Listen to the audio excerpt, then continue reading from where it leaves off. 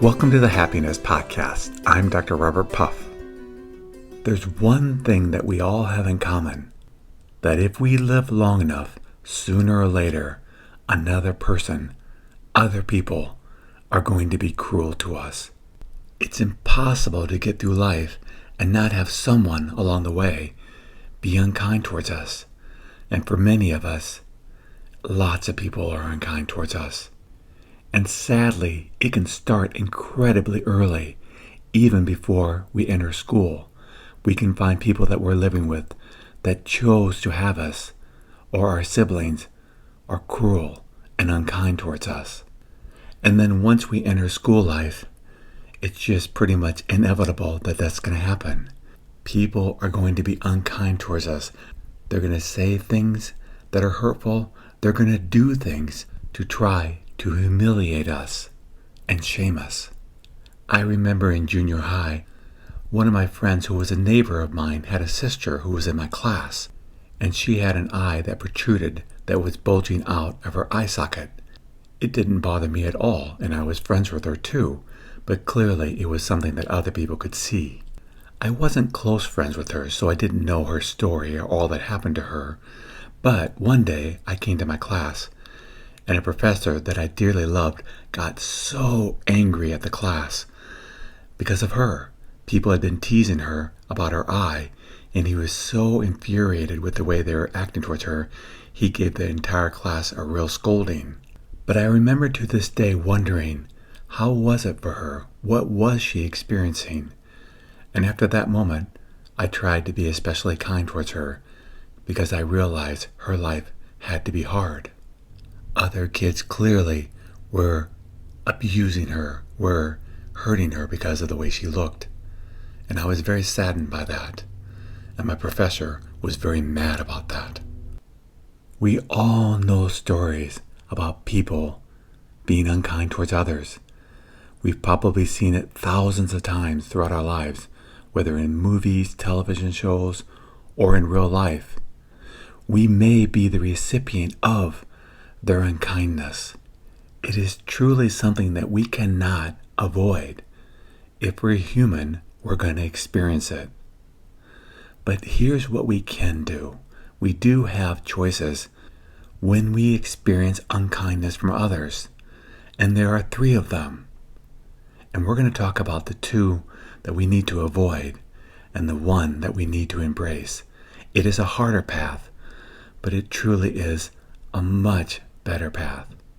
The first thing we can do, that a lot of people do, I don't even think it's that uncommon, is that we become tough. We say, okay, I know they're going to dish it out to me.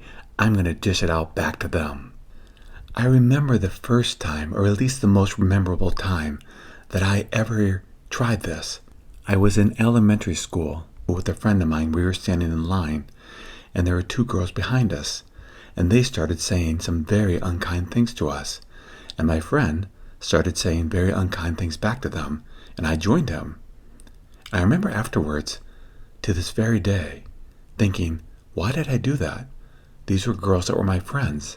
I don't know why they were attacking us, but why did I say those hurtful things back to them? I felt horrible about it afterwards. And though I can't say I've never done it again, I can say that experience reminded me not to go down that dark path, because it is a dark path. Hurting someone in a cruel way because they hurt us, or at least we think they hurt us in a cruel way, leads to the path of darkness, leads to the path of unhappiness. Because then, yes, we hate them, but guess what? We did the same thing. So what are we going to do with ourselves? We're going to hate ourselves for being cruel and unkind back to another person. Yes, we can justify it and say, they did it first. But isn't that what little kids do? And don't we as parents say, well, it doesn't matter what they did to you, don't do it back. Returning cruelty for cruelty is not a good way to go through life.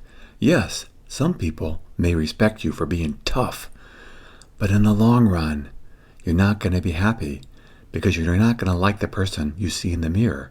You didn't like the people that were unkind towards you. That's what made you become tough. Tough in the sense that now you're going to be hard on people back.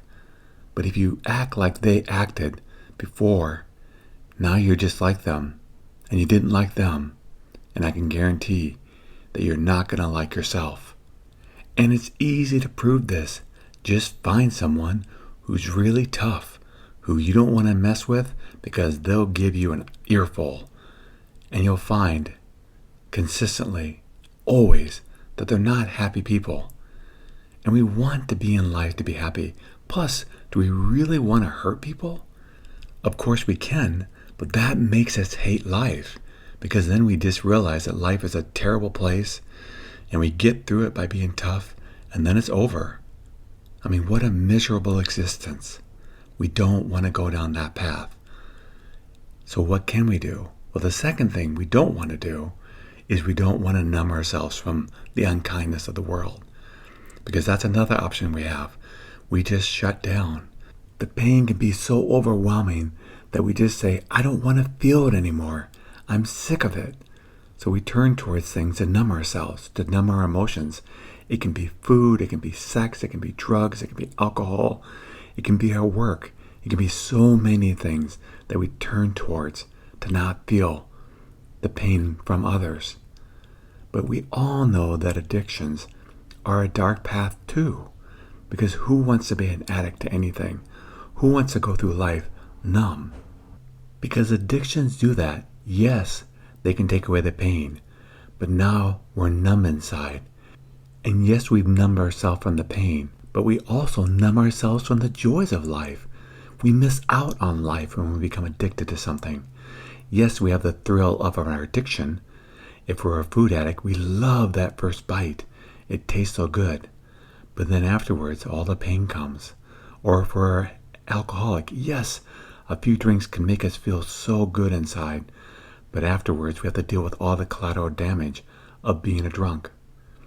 It's better to do the third thing. But what is that third thing? What option do I have, Dr. Puff?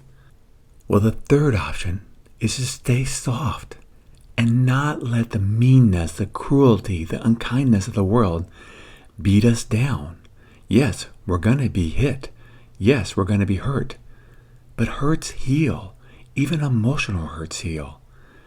When they do, we can go back to being soft, to being kind, to being gentle with others, to loving life in the fullness of what it is. It really boils down to a choice. The choice is, do I get tough? Do I become an addict to something and numb myself? Or do I say, I'm going to stay soft. I'm going to realize that other people, yes, may have gone down the path of meanness, of cruelty, but I'm not going to join them. And I'm not going to just numb that pain. I'm going to feel it. I'm going to share it with someone, and I'm going to move on. I'm going to get my heart better. I'm going to keep my heart soft. And from that softness, I'm going to love the world. Because what happens is, with time, you realize that when people are mean, it's because people have been mean towards them. They're in the group one, where they are become tough, or perhaps even mean, and now with that meanness, they hurt others. But we know they're not happy people. We just know that. Could we be happy if we were doing what they were doing? Of course not. So what we do is we say, I don't want that path, and I'm not going to take in what they're saying. It's coming from an unkind place. It's coming from an unhappy place.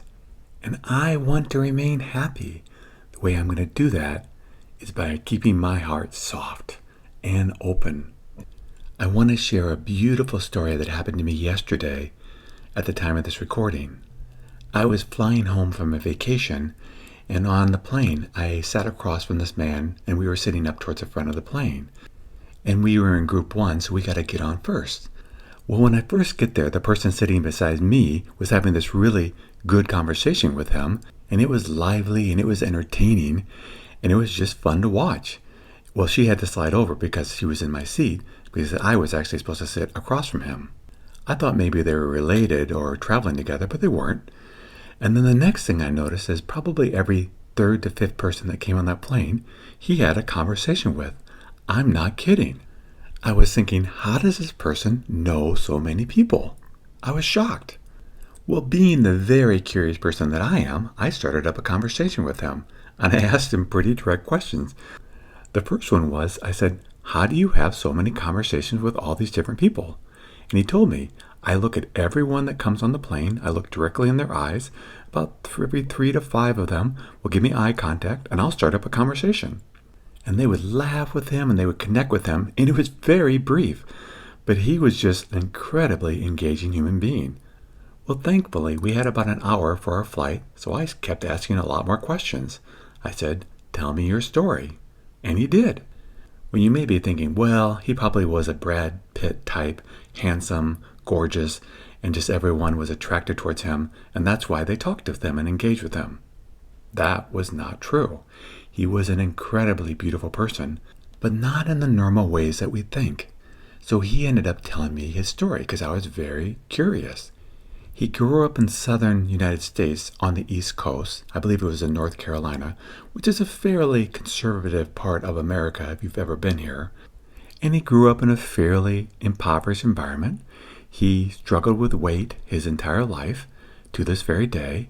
He was about 58 years old, and he told me that both his parents and several of his relatives died at this very age, and he knew his life too may not go on forever, because he had a lot of health problems, and he discovered or realized when he was very young that he was gay, that he was attracted towards the same sex, and he'd been in a long-term relationship with a partner that he deeply loved, and that was his story. So if you can imagine growing up in the South, which is very conservative, being gay and being overweight, he probably got teased a lot. I didn't ask him, but we both knew that was the case. And he just realized that people that were mean towards him had their own struggles. Because I asked him that, what about when people are mean towards you? And he said, I just know they're unhappy people. So why would I be mean back? I'd rather give my energy towards people that will receive it. And I just love being loving towards others. And he was. He was a beautiful, beautiful soul. And I was honored to meet his acquaintance for that short trip. So this is the truth. Life is going to be hard sometimes. People are going to be mean. But we don't have to let it in. We don't have to be mean back or numb ourselves. Instead, we can heal those wounds and stay soft, stay kind. And from that kindness, I believe we'll find a deep love and happiness for life. It is work, I'm not negating that, but it's worth it. We need to stay soft. And from that softness, we'll find happiness. Life truly can be hard, but it doesn't mean that our lives are suffering. They're just experiences that with time we can learn to push away very quickly. And when we do, we will find from our softness there is joy, there is happiness, and there is peace. May we all find that softness throughout our lives. Thank you for joining me on the Happiness Podcast. If you'd like to learn more about the podcast, please go to happinesspodcast.org. And until next time, accept what is, love what is.